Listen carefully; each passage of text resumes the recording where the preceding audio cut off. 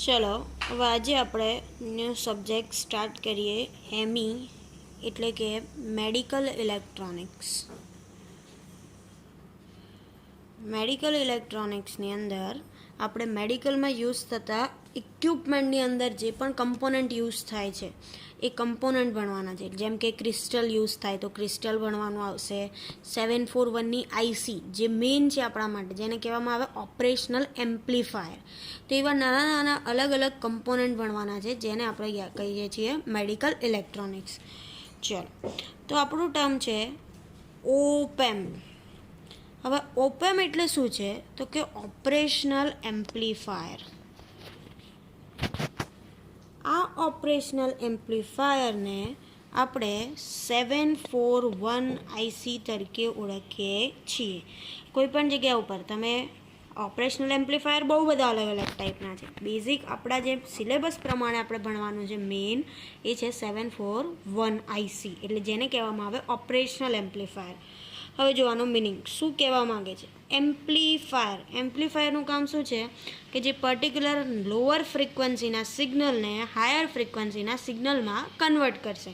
કેબીમાં હશે તો એમબીમાં કન્વર્ટ કરશે, એમબીમાં હશે તો જીબીમાં કન્વર્ટ કરશે. તમારે પર્ટિક્યુલર જેની અંદર જરૂર હશે એવા ફોર્મની અંદર કન્વર્ટ કરીને આપશે. ચાલો એમાં નામ શું છે ઓપરેશનલ એમ્પ્લીફાયર. મારે કેબીમાંથી જીબીમાં જોઈતું હશે તો ઓપરેશનલ એમ્પ્લીફાયર મને કન્વર્ટ કરીને આપી શકે. પણ એ જ વસ્તુ મારે કેબીમાંથી એમબીમાં કન્વર્ટ કરવું હોય તો પણ મને કન્વર્ટ કરી શકે છે. એટલે કે કોઈ પણ ટર્મ હશે પર્ટિક્યુલર ફ્રિકવન્સી માટે, નાનામાં નાના ફ્રિકવન્સીથી મોટામાં મોટા દરેક ફ્રિકવન્સી માટે કન્વર્ટ કરવું હોય તો એ ઓપરેશનલ એમ્પ્લીફાયરની મદદથી કન્વર્ટ કરી શકાય છે. હવે આપણે સૌથી પહેલાં ઓપરેશનલ એમ્પ્લીફાયરને કઈ રીતે ઓળખી શકીએ તો એના માટે એનો સિમ્બોલ ભણવાનો છે. ચલો ઓપરેશનલ એમ્પ્લીફાયરનો સિમ્બોલ જોઈએ. ઓપરેશનલ એમ્પ્લીફાયર હંમેશા અલગ અલગ ટર્મિનલથી બનાવવામાં આવે છે. જેમ કે તમે એફડીની અંદર લોજિક ગેટ ભણ્યા હતા, એમાં હંમેશા ઇનપુટ કેટલા હોય છે 2 અને આઉટપુટ કેટલા હોય છે 1 જ હોય છે. એની અંદર 2થી વધારે ઇનપુટ હોઈ શકે. સેમ એઝ ઇટ ઇઝ આની અંદર પણ 2થી વધારે ઇનપુટ હોઈ શકે, પણ મિનિમમ તમારે 2 ઇનપુટ તો આપવા પડે.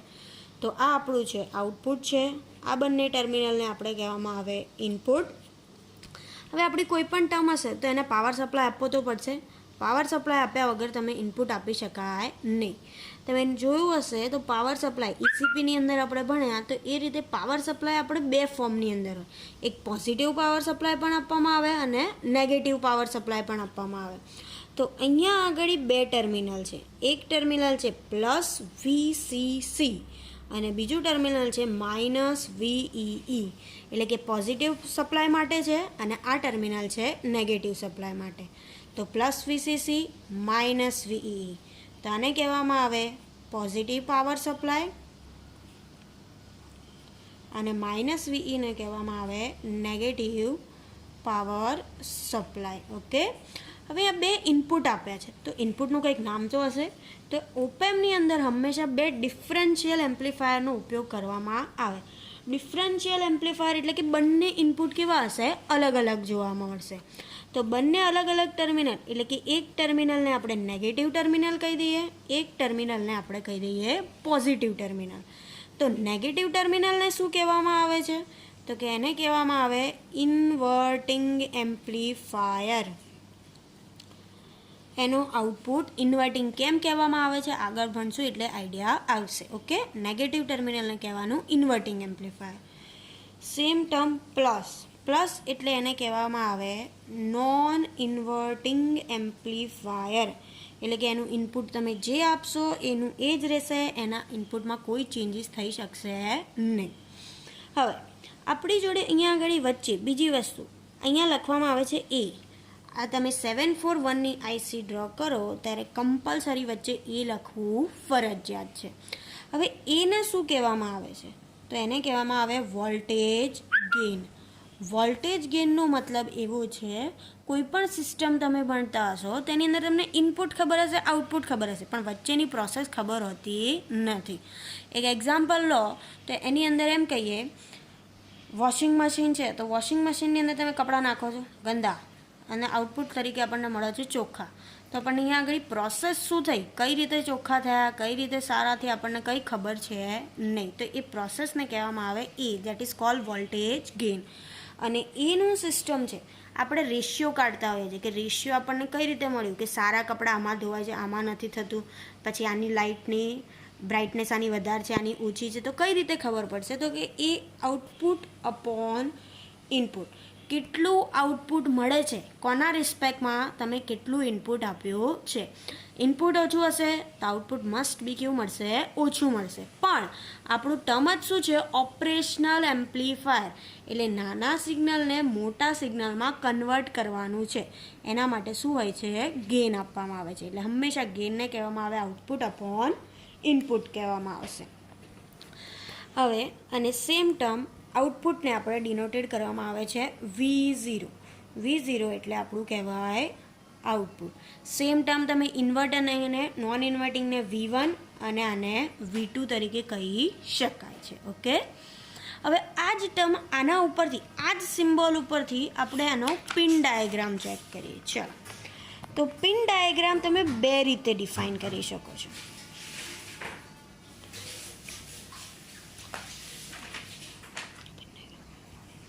ચલો, પિન ડાયાગ્રામ સમજવા માટે આપણે પહેલાં તો જે સિમ્બોલ હતો એઝ ઇટ ઇઝ ડ્રો કરું છું. બે ઇન્વર્ટિંગ ટર્મિનલ, એટલે કે એક ઇન્વર્ટિંગ અને એક નોન ઇન્વર્ટિંગ, બંને આપણા ઇનપુટ Vin1 અને આને કહીશું આપણે Vin2. Voltage input 1, voltage input 2, અને આને કહી દઈશું Vout, અધરવાઇઝ V0 એટલે voltage output. Compulsory plus VCC supply પણ આપવામાં આવશે, મને નેગેટિવ -VE સપ્લાય પણ આપવામાં આવશે.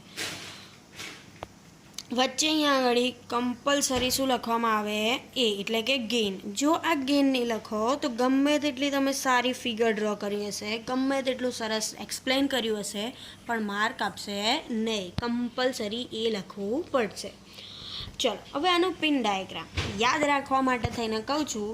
ફર્સ્ટ સ્ટાન્ડર્ડમાં ગયા પણ આપણે વ્યવસ્થિત ભણ્યા નહીં, ફર્સ્ટ સેમમાં ના ભણ્યા, પછી સેકન્ડ સેમમાં થોડી ઉગડી ગઈ, એટલે આને નામ આપી દેવાનું સેકન્ડમાં માસ પ્રમોશન આપી દીધું, એટલે અહીંયા આવી ગયા થર્ડ સેમિસ્ટરની અંદર આવી ગયા. હવે થર્ડમાં વ્યવસ્થિત ભણીશું એટલે 4 ઉપર પણ જઈશું. પછી થર્ડ ને ફોર્થ એટલું મસ્ત જતું રહ્યું કે ફિફ્થની અંદર ભણવાનું છોડી દીધું, એટલે સીધા અહીંયા છે ને 6માં પહોંચી ગયા. એટલે ખુશ થઈ ગયા કે હવે આપણે પાસ થઈ જઈશું, પણ નીકળી ગયા. એટલે આપણે અહીંયા 7 પર પાસ આઉટ થઈને ડિગ્રીમાં પહોંચી ગયા. બરાબર, યાદ રાખવા માટે છે સેકન્ડ નંબરની પિન ઇન્વર્ટિંગ ટર્મિનલ, પ્લસ 3 નંબરની પિન નોન ઇન્વર્ટિંગ ટર્મિનલ, 4 નંબરની પિન -VE સપ્લાયને આપવાની, 5 નંબર નથી યાદ રાખવાની, 6 નંબરની પિન V આઉટપુટ એટલે વોલ્ટેજ આઉટપુટ પિન છે, અને 7 નંબરની પિન એટલે કે VCC પ્લસ વોલ્ટેજ સપ્લાય આપવામાં આવે છે. ઓકે, હવે આ આપણે સિમ્બોલ ઉપરથી પિન સમજાય. હવે આ જ વસ્તુ મેઇન આપણો પિન ડાયાગ્રામ દોરીએ એ રીતે. તો ચલો, પિન ડાયાગ્રામ હંમેશા આ શું ડિનોટેડ કરે છે કે આ જ્યાં આગળ ક્રોસ હશે એના લેફ્ટ સાઈડથી હંમેશા પિન ચાલુ થશે. તો અહીંયાથી જ તમને આઈડિયા આવી જશે 2, 3, 4, 6, 7, એટલે મેક્સિમમ કેટલા હશે 8.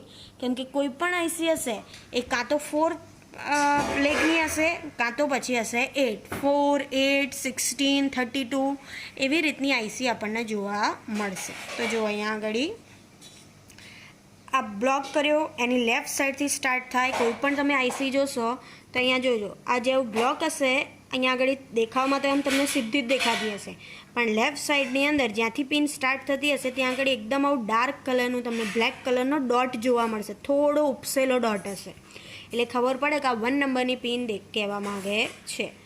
હવે આ જે બ્લોક ડ્રો કર્યા એને કહેવામાં આવે લેગ, આઈસીના લેગ. 741ની આઈસી તો 8 લેગ છે ટોટલ, કેમ કે આપણી જોડે 2થી સ્ટાર્ટ થાય છે એટલે 7 છે, એટલે 1થી તો સ્ટાર્ટ થતું જોઈએ, અને 7 એટલે આપણે મેક્સ ટુ મેક્સ 8 લઈએ, કેમ કે 4 બીટની આઈસી છે નહીં, 7 મેક્સિમમ છે એટલા માટે. તો અહીંયા આગળ 4 લેગ, સામેની સાઈડ પણ આપણે 4 લેગ ડ્રો કરી દઈએ.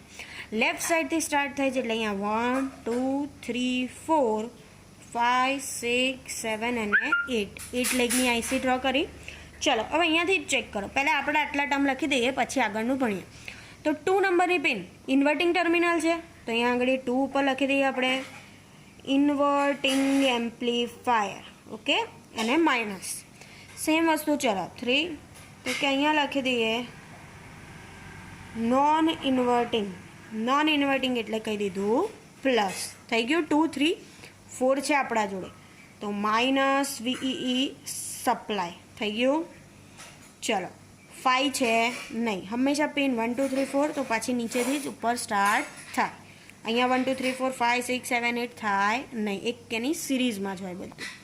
ચલો 5 નંબરની પિન આપણા જોડે છે નહીં, એટલે હવે અહીંયા આગળ ડાયરેક્ટ 6 નંબર, તો અહીંયા આગળ લખી દઈએ આઉટપુટ, એટલે અહીંયા લખી દઈએ વી આઉટ લખો કાં V0 લખો, બંને ચાલે.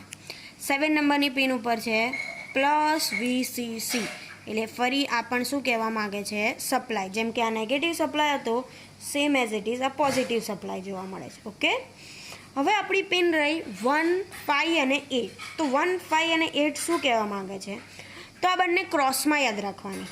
તો બંને ક્રોસની અંદર શું કહે છે ઓફસેટ નલ. ઓફસેટ નલનો મિનિંગ એવો થાય કે આ આઈસી જો વધારે પડતો કરંટ જોવા મળશે, આમાંથી આટલી આપણી જે પિન છે 2 3 4 6 અને 7, આમાંથી કોઈ પણ આઈસીનું ફંક્શન નહીં કરી શકે, તો ઓફસેટ નલની મદદથી બધો કરંટ શું કરી દેશે, ગ્રાઉન્ડ કરી દેશે. એટલે જે તે આપણી સર્કિટ હશે એને ડેમેજ થવા દેશે નહીં. That is cold offset null. અને એ જ વસ્તુ અહીંયા 8 નંબરની પિન છે, જેને કહેવામાં આવે નોટ કનેક્ટેડ. નોટ કનેક્ટેડ એટલે એને કીધું છે NC, કે જે કોઈ પણ જોડે આપણી આખી પિનના સાથે કોઈ જોડે કનેક્ટ કરવામાં આવેલી નથી, જેને ફ્યુચર યુઝ તરીકે યુઝ કરવી હોય તો કરી શકાય છે. હવે ફ્યુચર યુઝ તરીકે યુઝ કરો એટલે 8 પિનની અંદરથી તમારી જોડે એક જ એક્સ્ટ્રા પિન છે કે તમે એને યુઝ ફ્યુચરમાં કરી શકો. નલ ઓફસેટને પણ યુઝ કરી શકાય નહીં. ઓકે, ચલો એક વખત ફરીથી રિવાઇઝ કરાવડાવું, પછી આગળ કન્ટિન્યુ કરીએ. આપણે ઓપરેશનલ એમ્પ્લીફાયર એટલે કે 741 IC છે. ચલો એના સિમ્બોલ ઉપર છે આપણી જોડે ટોટલ અહીંયા આગળ 5 ટર્મિનલ છે, જે આપણને આઈસીમાં જોવા મળે છે. માઇનસ એટલે કે ઇન્વર્ટિંગ ટર્મિનલ, પ્લસ એટલે કે non inverting terminal, plus VCC એટલે સપ્લાય, માઇનસ VE એટલે નેગેટિવ સપ્લાય આપવામાં આવે છે, અને V0 એટલે આપણને આઉટપુટ આપવામાં આવે છે. આ જે માઇનસ ટર્મિનલ છે એટલે એને ઇન્વર્ટિંગ કહીએ છીએ, પ્લસ એટલે નોન ઇન્વર્ટિંગ. માઇનસ પ્લસ બંને અલગ અલગ ઇનપુટ છે, એટલા માટે થઈને આને આપણે ડિફરન્શિયલ એમ્પ્લીફાયર પણ કહી શકાય છે, કેમ કે બંનેની અંદર ઇનપુટ કેવું જોવા મળશે, અલગ અલગ. જસ્ટ એક્ઝામ્પલ લઈએ તો અહીંયા આગળ 2 વોલ્ટનો સપ્લાય આપીશ અને અહીંયા 3 વોલ્ટનો સપ્લાય આપીશ, તો આ મારો નેગેટિવ 2 વોલ્ટ છે અને આ મારો પોઝિટિવ 3 વોલ્ટ છે. તો એ ગેરની અંદર જશે તો -2 + 3, એટલે આપણી જોડે ફક્ત ને ફક્ત ઇનપુટમાં 1 વોલ્ટ જ ઇનપુટ સપ્લાય પાસ થશે, અને આપણને ગેઇન જોડે મલ્ટીપ્લાય થઈ અને આઉટપુટ જોવા મળશે. એટલા માટે આને ડિફરન્શિયલ એમ્પ્લીફાયર પણ કહી શકાય છે. હવે એ જ પરથી એના ઉપરથી આપણો પિન ડાયાગ્રામ. તો પિન ડાયાગ્રામ યાદ રાખવાનો. ફર્સ્ટ સેમ ભણ્યા નહીં, સેકન્ડમાં સુધર્યા, પણ માસ પ્રમોશન આપ્યું એટલે 3માં પહોંચી ગયા. પછી 3એ ભણ્યા અને 4એ સરસ ભણ્યા. પછી 5માં થોડા રેડિયાર થઈ ગયા, એટલે ક્યાં પહોંચી ગયા 6માં. 6માં ભણી લીધું પણ 5થનું બાકી હતું, એટલે ક્યાં પહોંચ્યા 7th, એટલે છેલ્લે આપણને ડિગ્રી મળી ગઈ. બરાબર. હવે એ જ વસ્તુ આ પિન ડાયાગ્રામ ખાલી પિન યાદ રાખવા માટે છે. Same as it is main pin diagram આ છે. તો ચલો આપણું ટર્મ શું કીધું, આ જેટલી પિન છે એટલી લખી દઈએ. 2 એટલે માઇનસ ટર્મિનલ, પ્લસ એટલે નોન ઇન્વર્ટિંગ એટલે માઇનસ ઇન્વર્ટિંગ ટર્મિનલ, પ્લસ એટલે નોન ઇન્વર્ટિંગ ટર્મિનલ. એ જ વસ્તુ 4 ઉપર છે માઇનસ VE એટલે નેગેટિવ પાવર સપ્લાય છે. 5 આપણને આપેલી છે નહીં. 6 છે એટલે આપણું આઉટપુટ ટર્મિનલ છે. 7 ઉપર છે આપણું પ્લસ VCC એટલે વોલ્ટેજ પોઝિટિવની અંદર. હવે આગળ 1 અને 5 બંને જોડે યાદ રાખવાની, બંને ક્રોસની અંદર. તો કે ઓફસેટ નલ કહેવામાં આવે છે. ઓફસેટ નલનો મતલબ છે કે આ અહીંયા આગળ કોઈ પણ સર્કિટ વર્ક નહીં કરે ત્યારે ઓફસેટ નલની મદદથી બધો કરંટ શું થઈ જશે, ગ્રાઉન્ડ થઈ જશે. અને એ જ વસ્તુ નોટ કનેક્ટેડ, કે જેને અહીંયા હજી સુધી યુઝ કરવામાં આવેલી નથી, ફ્યુચરમાં યુઝ કરવી હોય તો યુઝ કરી શકાય. આ જ સર્કિટનો યુઝ કરીને આપણે ઇક્વિવેલન્ટ સર્કિટ ભણીએ. જો આ તમને પિન ડાયાગ્રામ આવડે તો ઇક્વિવેલન્ટ સર્કિટ આવડશે. Equivalent circuit of op amp. ચલો પહેલાં જે આપણે ડ્રો કરીએ છીએ તો સિમ્પલ તો ડ્રો કરી દઈએ. 2 ઇનપુટ ટર્મિનલ આપવામાં આવીશું.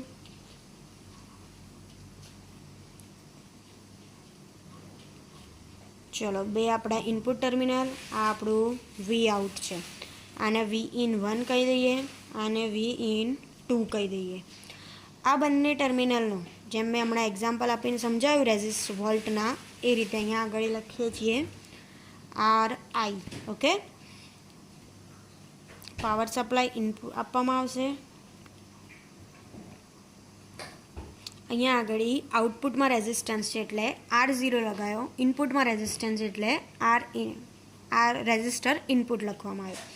ચલો એક ટર્મિનલને નેગેટિવ, એક ટર્મિનલને પોઝિટિવ. અહીંથી પાવર સપ્લાય આપે છે એટલે હંમેશા કરંટ ક્યાંથી ક્યાં જાય? નેગેટિવથી પોઝિટિવ. ઓકે, તો આપણું બંને ઇનપુટ ટર્મિનલ છે. જેમ કે હમણાં મેં એક્ઝામ્પલ આપ્યું, અહીંયા આગળ 2 વોલ્ટ સપ્લાય પાસ થાય છે, જ્યારે અહીંયા આગળ સપ્લાય પાસ થાય છે 3 વોલ્ટ. અહીંયા પ્લસ વીસીસી સપ્લાય અને નેગેટિવ વીઈ સપ્લાય કમ્પલસરી. ઓકે, અહીંયા મેં હજી એ લખ્યું નથી, કેમ નથી લખ્યું એ પછી સમજો. ચલો 2 અહીંયા આગળ ઇનપુટ ટર્મિનલ આપ્યા, 2 વોલ્ટેજ અને અહીંયા આગળ 3 વોલ્ટેજ. આ કયો ટર્મિનલ છે? નેગેટિવ. 3 વોલ્ટનો ટર્મિનલ છે પોઝિટિવ. નેગેટિવ પોઝિટિવ બંનેનો ડિફરન્સ ઇનપુટમાં જશે, બંને ઓટોમેટિક પાસ થશે નહીં. ચલો અહીંથી કરંટ પાસ થશે, રેઝિસ્ટન્સ શું મેઝર કરશે? બંનેનો ડિફરન્સ. કેમ કે રેઝિસ્ટરનું કામ શું છે? કોઈ પણ વસ્તુને રેઝિસ્ટ કરવાનું. એટલે આ બંને વચ્ચેનો ડિફરન્સ પાસ થાય છે. કોનો ડિફરન્સ છે? વોલ્ટેજનું. એટલે VID લખવામાં આવે. VID એટલે કહેવામાં આવે voltage difference, okay, between input terminal, between 2 input terminal. ચલો એટલે આપણે એને નામ શું આપી દીધું? VID, voltage input difference. હવે RI રેઝિસ્ટન્સ કેમ લગાવ્યો છે? કેમ કે આપણે આ બંનેની વચ્ચેની શું કરવાની છે? કમ્પેરિઝન, એટલા માટે. અને ઇનપુટમાં રેઝિસ્ટન્સ લગાવ્યો છે એટલે આપણે એનું નામ આપ્યું છે RI. હવે એ જ વસ્તુ સિસ્ટમમાંથી આપણને ડાયરેક્ટ આઉટપુટ કઈ રીતે મળે? વચ્ચે ગેઇન હોય તો જ આપણને આઉટપુટ મળે, અધરવાઇઝ આઉટપુટ મળશે નહીં. તો અહીંયા આગળ આપણે મેં દરેકમાં એવું કીધું વચ્ચે શું લખવામાં આવે? E. પણ આ શું બની રહ્યા છે? આપણે ઇક્વિવેલન્ટ. ઇક્વિવેલન્ટ એટલે કે આઈડિયલી આપણને કઈ રીતની જોવા મળે છે? તો એને કહેવામાં આવે AVID. એટલે કે આપણો જે પણ વોલ્ટેજ ડિફરન્સ છે એ વોલ્ટેજ ડિફરન્સ કોના જોડે મલ્ટીપ્લાય થશે? ગેઇન જોડે, અને પછી આપણને આઉટપુટ પ્રોવાઈડ કરશે. તો આપણું આ વોલ્ટેજ ઇનપુટ ડિફરન્સ મલ્ટીપ્લાય કોના જોડે થઈ જશે? ગેઇન સાથે. અને ગેઇન જોડે મલ્ટીપ્લાય થયા પછી આપણને આઉટપુટ પ્રોવાઈડ કરશે. હવે આગળથી મેં આપણે એક્સટર્નલ પાવર સપ્લાય આપ્યો છે. કેમ? આપણી જોડે પ્લસ વીસીસી અને નેગેટિવ માઇનસ વીઈ બંને પાવર ઇનપુટ ટર્મિનલ છે. તો બંને ઇનપુટ ટર્મિનલ પાસે પાસ થશે, ક્યાં જશે? VID. આપણો જે પણ આઉટપુટ મળશે એ આપણું ક્યાં જશે? રેઝિસ્ટન્સ આઉટપુટ જોડે. રેઝિસ્ટન્સ આઉટપુટ ફરીથી રેઝિસ્ટ કરશે. આઉટપુટનો રેઝિસ્ટર છે એટલા માટે એને રેઝિસ્ટન્સ આઉટપુટ કહેવામાં આવે છે. અને અહીં આગળ આપણને આઉટપુટ પ્રોવાઈડ થશે. જે આપણો આઉટપુટ હશે એ આઉટપુટ કયો મળશે? A/VID. એટલે ગેઇન જોડે વોલ્ટેજ ઇનપુટ ડિફરન્સ મલ્ટીપ્લાય થશે. રેઝિસ્ટન્સની અંદર થોડો ઘણો કરંટ શું થશે? વોલ્ટેજ રેઝિસ્ટ થશે અને આપણને પ્યોર આઉટપુટ જોવા મળશે. હંમેશા યાદ રાખવાનું, ઇક્વિવેલન્ટ સર્કિટ આપણે કહીએ છીએ પણ આપણી જે નોર્મલ 741ની IC છે એ ICમાં પણ હંમેશા કઈ રીતે ઇનપુટ જાય છે? તો બંને વચ્ચેનો ડિફરન્સ જાય છે. એટલા માટે જ એને ડિફરન્શિયલ એમ્પ્લીફાયર કહેવામાં આવે છે. તો આ બધા જ ટર્મિનોલોજી શું કહેવામાં આવે છે? આપણે આઉટપુટ આપણને મળશે કીધું, પણ આપણું ફાઇનલ આઉટપુટનું ઇક્વેશન શું છે? તો A/VID ઇક્વલ ટુ આપણે A/VID પણ લખી શકીએ છીએ, અથવા તો બીજું તમે શું નામ લખી શકો છો? ગેઇન તો ખરો જ, પણ V1 માઇનસ V2. કેમ આવું કીધું V1 માઇનસ V2? તો કે હંમેશા પહેલા વોલ્ટેજમાંથી જ બીજો વોલ્ટેજ હંમેશા માઇનસ થાય. કોઈ દિવસ સેકન્ડમાંથી ફર્સ્ટ માઇનસ થાય એવું બને નહીં. ફર્સ્ટમાંથી જ સેકન્ડ થાય. એટલે ઇન્વર્ટિંગમાંથી જ નોન ઇન્વર્ટિંગ આપણને માઇનસ થતું જોવા મળે છે. એટલા માટે આપણું ઇક્વેશન શું કહેવામાં આવે? ગેઇન. અને ગેઇનના જોડે મલ્ટીપ્લાય થશે શું થશે? બંને વોલ્ટેજનો ડિફરન્સ જોવા મળશે. એટલે તમે voltage V0 equal to A into VID લખો, કાં તો પછી A into V1 minus V2 બંને ઇક્વેશન સાચા કહી શકાય. ઓકે, હવે આની અંદર દરેક ટર્મિનોલોજી કઈ રીતે સમજાવવાની રહેશે તો કે એ એટલે કહેવામાં આવે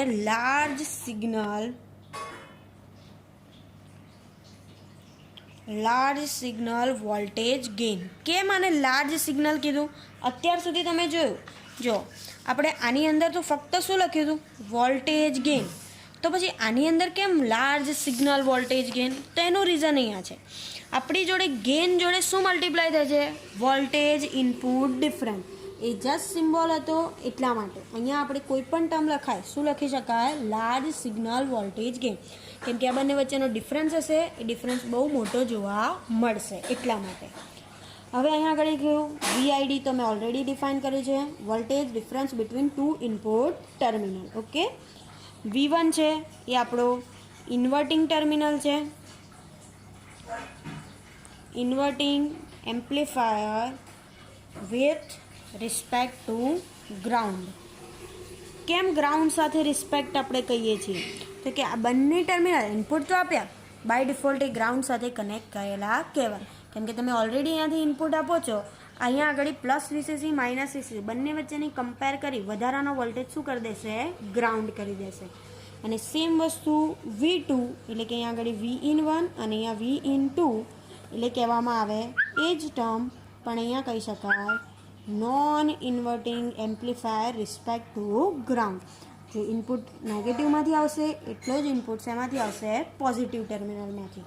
પણ એ ડિફાઇન કર્યું છે, આ મેં જસ્ટ એક્ઝામ્પલ તરીકે આપ્યું છે. મોસ્ટલી બંને ઇનપુટ સપ્લાય અલગ અલગ આપવામાં આવે, કોઈ દિવસ આ ઇનપુટ સપ્લાય સરખો જોવા મળે નહીં. જો બંને સરખા હોય તો એને ડિફરન્શિયલ કહી શકાય નહીં. એટલે હંમેશા બંનેનું આઉટપુટ અલગ અલગ જોવા મળે. પોસિબલ છે કે અહીંયા આગળ હું 3 વોલ્ટે આપું અને અહીંયા આગળ 2 વોલ્ટ ઊંધું પણ આપી શકું. તો અહીંયા આગળ 2 - 3 કરું છું તો 2 - 3 કરીશ તો મને -1 ગેઇન મળશે. પણ એ જ વસ્તુ 3 - 2 કરીશ તો મને અહીંયા આગળ પોઝિટિવ 1 ગેઇન મળશે. એટલે જરૂરી નથી કે આપણો હંમેશા આઉટપુટ પોઝિટિવમાં જ આવે, નેગેટિવમાં પણ આઉટપુટ આવી શકે છે. ઓકે, આ જ ટર્મ હવે ફાઇનલ આપણે કરીએ આનો બ્લોક ડાયાગ્રામ. આ બધાને આપણે કમ્બાઈન કરી દઈએ તો આ બની જશે આનો બ્લોક ડાયાગ્રામ. અને બ્લોક ડાયાગ્રામ મોસ્ટ ઇમ્પોર્ટન્ટ છે. તમારી મિડ સેમ લઈ લો, GTU લઈ લો, બધાની અંદર પૂછાય છે. Block diagram of op amp. દરેક જગ્યા ઉપર ઓપરેશનલ એમ્પ્લીફાયર ના લખો તો ચાલે, ઓપેમ લખી શકાય. ઓકે, ચલો હવે આપણે આ સિમ્બોલ ઉપરથી એનો બ્લોક ડાયાગ્રામ બનાવીએ. ઇનપુટ કેટલા છે? 2. આપણે ઇનપુટ છે તો આટલું જ ટર્મ આપણે લઈએ છીએ.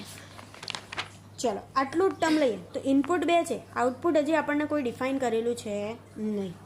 તો અહીંયા આગળ હું પહેલો બ્લોક ડ્રો કરું છું, જેને નામ આપી દઈએ છીએ ઇનપુટ સ્ટેજ.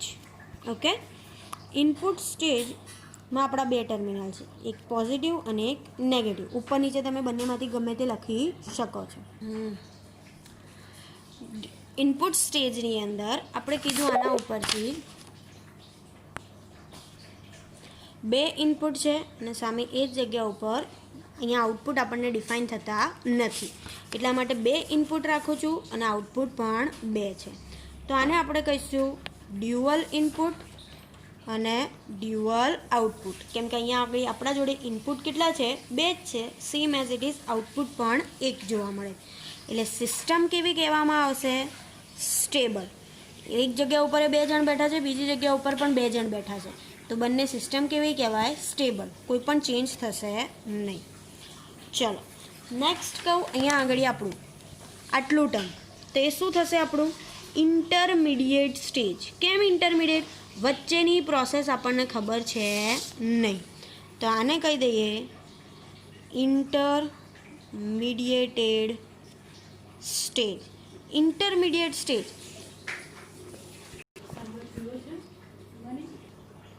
ઇન્ટરમીડિયેટ સ્ટેજની અંદર ઇનપુટ તો આપણા અહીંયાથી કેટલા આવ્યા હતા? 2 હતા, પણ અહીંયા આગળ હવે આઉટપુટ કેટલો મળશે આપણને? સિંગલ જોવા મળશે. તો અહીંયા આગળ આઉટપુટ કેટલો લખીએ? સિંગલ. તો હવે એ જ ટર્મ અહીંયાથી લખો તો ઇનપુટ કેટલા છે? Dual input but single output. Input 2 હતા આપણા, ખાલી આટલા જ સ્ટેજના, પણ આઉટપુટ કેટલા મળી ગયા? એક જ. એટલા માટે આને કઈ કહેવાય? Unstable system. અનસ્ટેબલ સિસ્ટમ કેમ કે બેલેન્સ થયું નહીં. જેમ કે આની અંદર 2 ઇનપુટ હતા, 2 આઉટપુટ હતા, તો સિસ્ટમ સ્ટેબલ થઈ ગઈ. પણ એ જ વસ્તુ આની અંદર 2 ઇનપુટ છે, એક જ આઉટપુટ છે, સિસ્ટમ સ્ટેબલ થઈ કહેવાય નહીં. નેક્સ્ટ આપણો સ્ટેજ છે level shifting stage. Okay, level shifting. જેમ કે મેં આગળ તમને કીધું ઇન્વર્ટિંગ, કેમ એનું નામ ઇન્વર્ટિંગ છે. નોન ઇન્વર્ટિંગ, કેમ એનું નામ નોન ઇન્વર્ટિંગ છે. એ હવે આગળ તમે જેમ આગળ ભણશો એમ તમને આઈડિયા આવશે. તો લેવલ શિફ્ટિંગ સ્ટેજનું શું કહેવામાં આવે છે? Emitter follower with constant current source. આનો મિનિંગ શું છે? મેં અહીંયાથી મારી સિસ્ટમ ઓપન કરી છે, હું અહીંયા ઇનપુટ આપું છું, મને આઉટપુટ ડિઝાયર્ડ આઉટપુટ મને મળતું નથી. તો હું મારી સિસ્ટમને શું કરીશ? ફીડબેકમાં જઈશ, ફીડબેકમાં આપીશ, એટલે હું મારી પ્રોસેસ ફરીથી કરીશ અને ફરી ક્યાં આપવામાં આવશે? ઇનપુટની અંદર. જ્યાં સુધી મને ડિઝાયરેબલ આઉટપુટ નહીં મળે ત્યાં સુધી હું મારી પ્રોસેસ શું કર્યા કરીશ? ફીડબેક. એટલે કે મેં અહીંયાથી ઇનપુટ આપ્યું છે 5 વોલ્ટ અને મને અહીંયા 10 વોલ્ટ આઉટપુટ જોઈએ છે. મને અહીંયા 10ની જગ્યા ઉપર 8 વોલ્ટ મળ્યો, તો મારો ડિફરન્સ કેટલો મળ્યો? 2 વોલ્ટનો ડિફરન્સ થયો. તો આ 2 વોલ્ટ ક્યાં જશે? ફીડબેક સિસ્ટમમાં.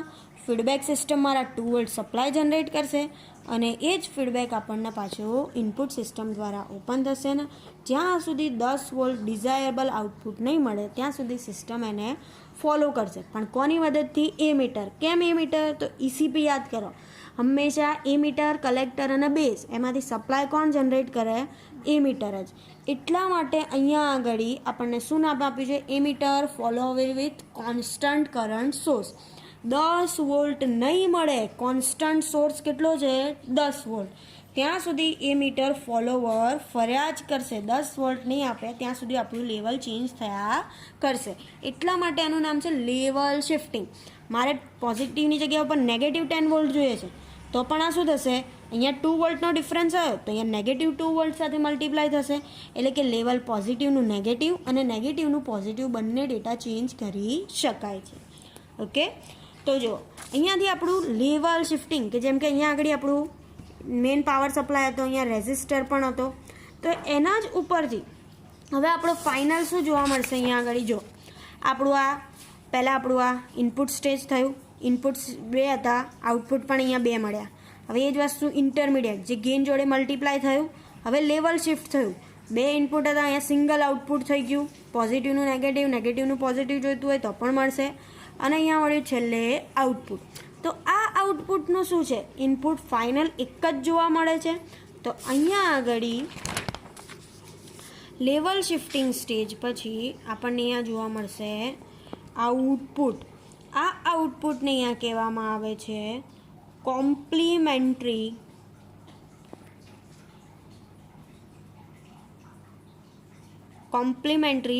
Push pull amplifier. કેમ પુશ પુલ એમ્પ્લીફાયર કહેવામાં આવ્યું છે? તો કે આપણને ડિઝાયરેબલ આઉટપુટ નથી મળતું ત્યાં સુધી એ કન્ટિન્યુ સિસ્ટમ શું કરે છે? ફીડબેક આપ્યા કરે છે, સિસ્ટમ ઓન થયા કરે છે. એટલા માટે એને શું કીધું છે? Complementary push pull amplifier. અને અહીંયા આપણને આપણું ડિઝાયર્ડ આઉટપુટ જોવા મળશે. ઓકે, હવે હું તમને કહું, આ જે અત્યારે મેં ભણાવ્યું છે કેટલી વસ્તુ છે. જો તમારો બેઝિક સિમ્બોલ છે, એના વસ્તુનું ઇન્ટ્રોડક્શન, પિન ડાયાગ્રામ બંને દોરવામાં આવે. 3 માર્ક્સમાં હોય કે 4 માર્ક બંને પિન ડાયાગ્રામ ડ્રો કરવામાં આવે. ડિસ્ક્રિપ્શન હું તમને PDF સાથે મોકલું છું. એ જ વસ્તુ અહીંયા ઇક્વિવેલન્ટ સર્કિટ. જો તમને સિમ્બોલ પછી પિન ડાયાગ્રામ અને ઇક્વિવેલન્ટ સર્કિટ બધું જ આવડે તો બ્લોક ડાયાગ્રામ ઇઝી ગોઈંગ આવડશે. ઓકે, આ આપણું બેઝિક નોર્મલ ટર્મ છે. આની હું તમને આના જોડે PDF મોકલું છું. આ લિંક કાલ સવાર સુધીમાં જોઈ લેજો. કોઈ ડાઉટ સેશન હશે તો કાલે રાખીશું આપણે. ઓકે, અને પર્સનલી બધાને ઇન્ડિવિજ્યુઅલ ક્વેશ્ચન કરવામાં આવશે. જે હું નહીં કરું, સર કરશે. સો બી પ્રિપેર. Okay, thank you.